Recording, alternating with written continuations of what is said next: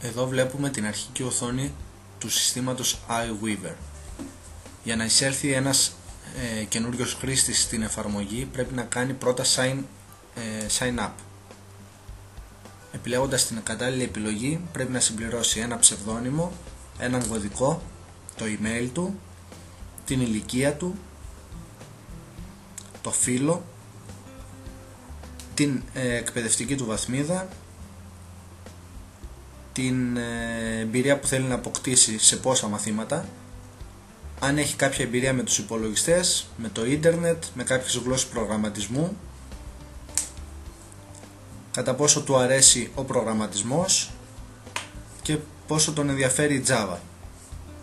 Στη συνέχεια έχει δημιουργηθεί το προφίλ του επιτυχώς και κάνει login στο σύστημα με τα στοιχεία που έχει δώσει.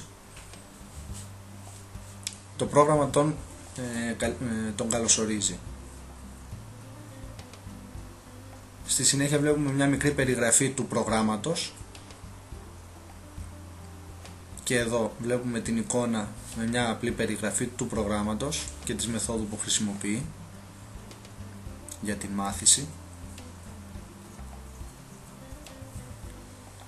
Ο μαθητής, επιλέγοντας πάνω στην εικόνα, μπορεί να δει αναλυτικότερα το κάθε στάδιο.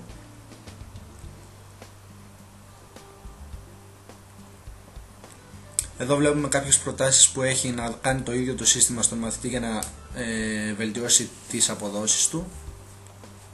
Και εδώ ξεκινάει το μάθημα, ξεκινώντας με ένα quiz για να ερμηνεύσει το σύστημα και να επιλέξει το κατάλληλο στυλ μάθησης που θα προτείνει στον μαθητή.